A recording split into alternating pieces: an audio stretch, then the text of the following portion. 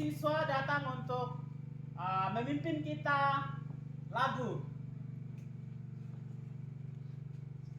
3.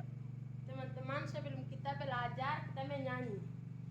Yesus itulah satu-satunya penolong Tuhan sungguh. Dia berjanji akan kembali. Angkat orang percaya.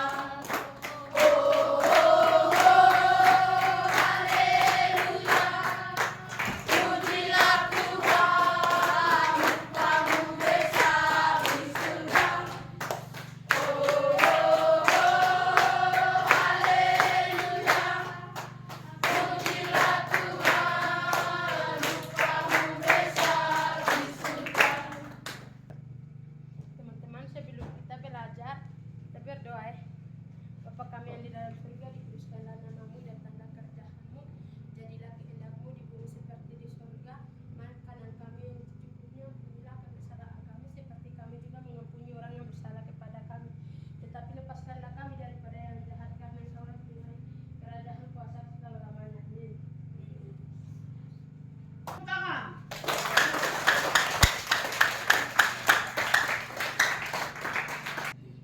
Oke, sekarang kita absen ya. Yupris Wenda, Ada. Yotius Wanimba, Ada Pak Guru. Ambodi Wenda, Hadir Pak Guru. Jericho Wenda, Ada Pak Guru. Indra Kogoya, Ada Pak Guru. Jackson Wenda, Ada Pak Guru. Nopral Wenda, Ada Pak Guru. Maleo Wenda, Ada. Mia Kogoya, Ada Pak Guru. Jelly Wanimba, Jerry Wanimba, Ada Pak Guru. Sina Wenda, Ada Pak Guru. Sarita Wenda, Ada Pak Guru. Yes Wenda, Usman Wenda, Ada Pak Guru. Iko Wenda, Ada Pak Guru. Kison Wenda, Ada Pak Guru. Elias Wenda, Ada Pak Guru. Elias Wenda, Ada Pak Guru. Nimrod Wenda. Ada Pak Guru. Oke. Oke. Baik, anak-anak, kita sekarang belajar tentang pengampunan. Bagaimana kita bisa mengampuni orang yang bersalah kepada kita? Salah satu contohnya, kita mengampuni orang yang bersalah kepada kita adalah seperti siapa? Indra. Indra dia marah sekali kepada Jackson karena Indra punya pulpen dicuri oleh Jackson. Makanya dia rasa benci sekali. Dia tidak mau berteman. Tidak mau berteman dengan dia karena dia rasa marah sekali. Tetapi sesuai dengan pelajaran kita pengampunan sekarang, kita harus mengampuni.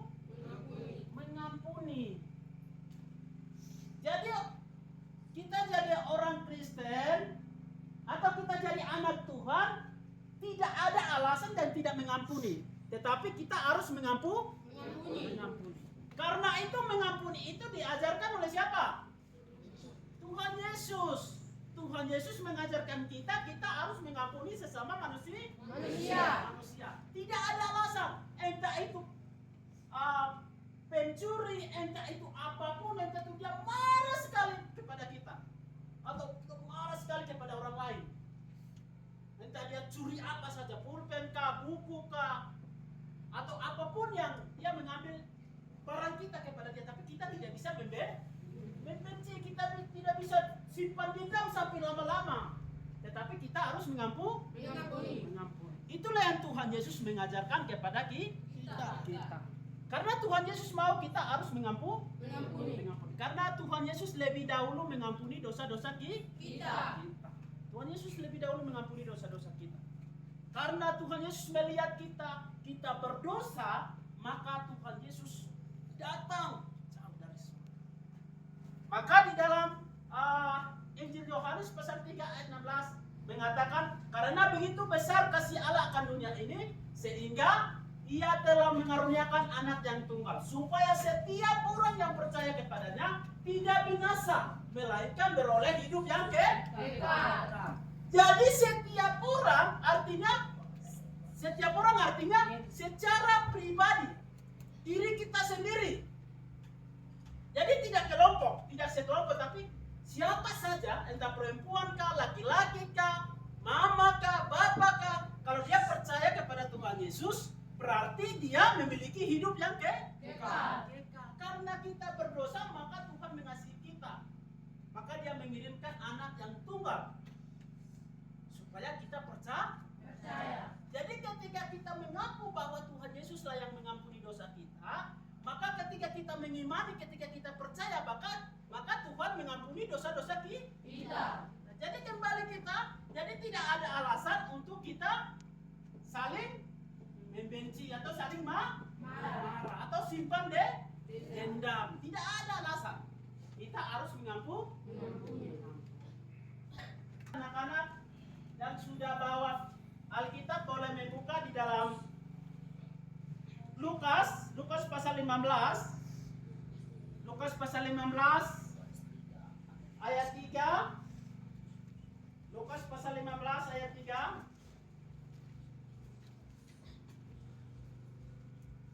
Sudah? Kalau sudah katakan amin. Lukas pasal 15. Oke, yang sudah bawa Alkitab sudah buka di Lukas pasal 15 ayat 11 sudah? Sampai dengan ayat 33 sudah? Oke. Jadi kita baca sama-sama. Yang tidak bawa Alkitab boleh melihat di depan. Kita baca sama-sama. 1, 2, 3.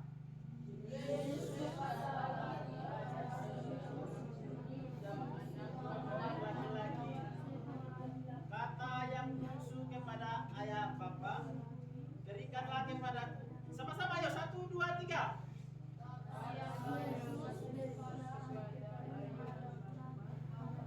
Ayatnya, berikan padaku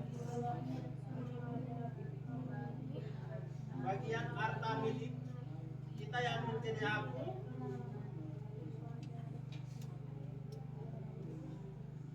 Oke, jadi anak-anak boleh melihat di dalam Alkitab sendiri. Saya akan baca Injil Lukas pasal 15 ayat yang ke-11 sampai dengan ayat yang ke-33. Yesus berkata lagi, ada seorang mempunyai 2 anak laki-laki. Kata yang bungsu kepada ayahnya, Bapa, berikanlah kepadaku bagian harta milik kita yang menjadi hakku. Lalu ayah membagi-bagikan harta kekayaan itu di antara mereka. Berapa hari kemudian anak bungsu itu menjual seluruh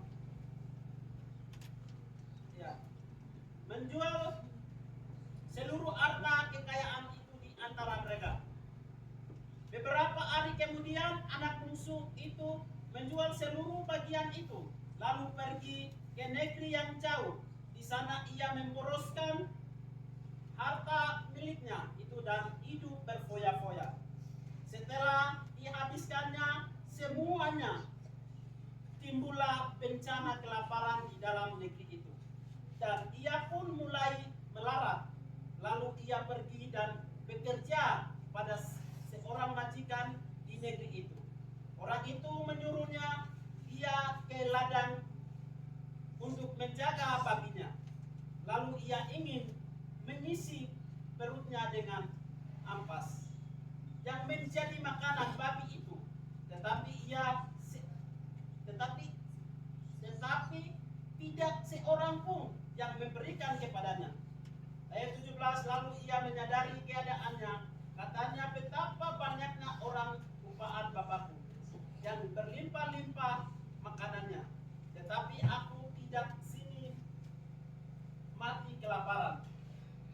Aku akan bangkit dan pergi kepada Bapakku dan berkata kepadanya, Bapa, aku telah berdosa terhadap sorga dan terhadap Bapa. Aku tidak layak lagi disebut anak Bapa. Jadikanlah aku sebagai salah seorang upahan. Maka bangkitlah ia dan pergi kepada bapaknya. Ketika ia masih jauh, ayahnya telah melihatnya. Lalu tergeraklah hatinya oleh belas kasihan ayahnya. Itu berlari mendapatkan dia, lalu merangkul dia dan mencium dia. Kata anak itu kepadanya, Bapa, aku berdosa terhadap sorga dan terhadap Bapa. Aku tidak layak lagi disebut anak Bapa. Tetapi ayah itu berkata kepada hambanya, lekaslah bawa kemari jauh terbaik, jubah yang terbaik, pakaikanlah itu kepadanya dan kenakanlah cincin pada jarinya dan sepatu pada kakinya, dan ambillah anak lembu tambun itu, sembelihnya ia, dan marilah kita makan dan bersukacita.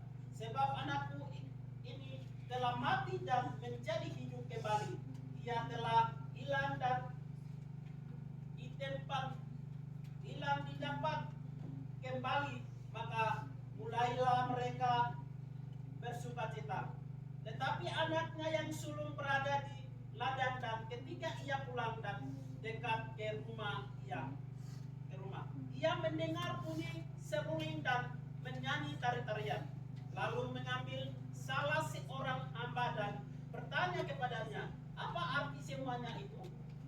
Jawab hambanya itu, adikmu telah kembali dan ayahmu telah menyembelih anak lembu tambun karena ia mendapatkan kembali dengan sehat. Maka marahlah anak sulung itu dan tidak mau masuk. Lalu ayahnya keluar dan berbicara dengan dia. Tetapi menjawab ayahnya, katanya, telah bertahun-tahun aku melayani Bapa dan belum pernah aku melanggar perintah Bapa.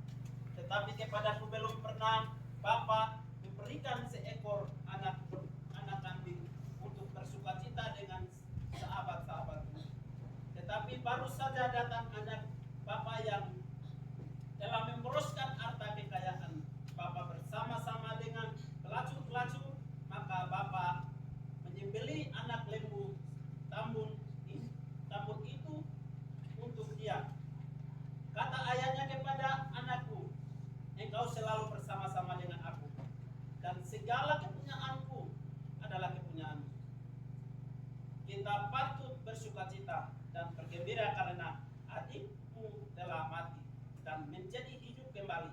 Ia telah hilang dan dapati kembali. Oke, baik, terima kasih anak-anak. Kita melihat dari ayat pembacaan ini bahwa di sini ada dua orang, ada seorang ayah mempunyai dua orang. Yang kakak dan yang adik. Jadi yang adik ini dia meminta kepada ayahnya untuk membagikan hak mereka atau harta milik mereka yang ada di dalam situ. Lalu ketika begitu ayahnya membagikan kepada mereka, kakaknya ini dia tinggal sama-sama dengan bapak. Tetapi adiknya ini dia ambil semua harta yang sudah dibagikan dari bapaknya, dia ambil lalu dia pergi ke kota. Tetapi kita melihat sampai di kota dan sana dia bergaya-gaya dalam kesini kesana, dia berfoya-foya. Artinya dia mau beli apa saja bisa. Dia punya harta dan uang yang banyak. Begitu dia beli semuanya, dia gitu berfoya-foya di sana sampai suatu hari habislah apa? Uang atau kekayaan yang dia punya. Lalu kelaparannya muncul begitu luar biasa. Dia tidak ada untuk bisa dapat pekerjaan, bisa dapat makan. Lalu dia tawarkan kepada seorang untuk bekerja. Bekerjanya di mana? Kerjanya di mana? Kerja menjaga babi. Tetapi karena dia saking laparnya, ampas-ampas babi itu dia makan. Tetapi tidak kenyang. Karena dia makannya ampas-ampas dari babi itu. Jadi dia tidak kenyang. Lalu dia berpikirnya seperti begini. Aduh, di rumah dulu itu, di rumah saya makanan banyak. Semuanya serba ada. Tapi sekarang saya mengalaminya seperti begini. Saya sudah lapar saja bisa makan dari ampas babi pun saya tidak kenyang. Jadi dia mengambil keputusan untuk kembali kepada Bapak. Lalu suatu hari dia pulang dari kota dengan keadaan begitu lapar sekali. Keadaan begitu lapar. Dia kembali datang kepada kepada siapa? Bapak. Lalu bapaknya melihat, baru dia bilang begini, Bapak, jangan menyebut saya sebagai anak, tetapi menyebut saya sebagai hambahan. Karena saya sudah bawa pulang saya punya harta dan saya pun sudah habiskan di sana. Maka saya datang kembali. Tetapi bapaknya menyebut dia bagaimana? Bapaknya bilang bagaimana? Hah? Bapaknya bilang, saya tidak akan menyambut kamu sebagai hambahan, tetapi sebutnya sebagai anak. Dia peluk dia. Dia datang peluk dia sampai keren-keren. Lalu dia bilang bagaimana? Dia menyuruh orang-orang yang kerja di dalam rumah itu untuk ambil itu cincin yang baru, sepatu yang baru, terus apa lagi? Pakaian yang baru. Disuruh untuk bunuh itu. Bam yang sehat, yang paling sehat yang ada di dalam kandang itu. Lalu mereka bikin pesta, bikin acara atas pengucapan syukur anak yang hilang tapi sudah datang. Makanya suatu hari kakaknya datang dari kebun atau dari penjaga babi atau domba-domba itu. Lalu dia datang kayak dari utang begitu, dia datang dengar-dengar begini. Dia ke rumah ada bunyi seruling, ada acara besar-besaran. Tetapi dia kaget karena dia tidak tahu dia ke rumah ini ada acara. Lalu dia kaget dan dia datang. Lalu dia kasih tahu teman satu. Ada orang situ. Dia tanya, ada apa dengan yang di rumah saya?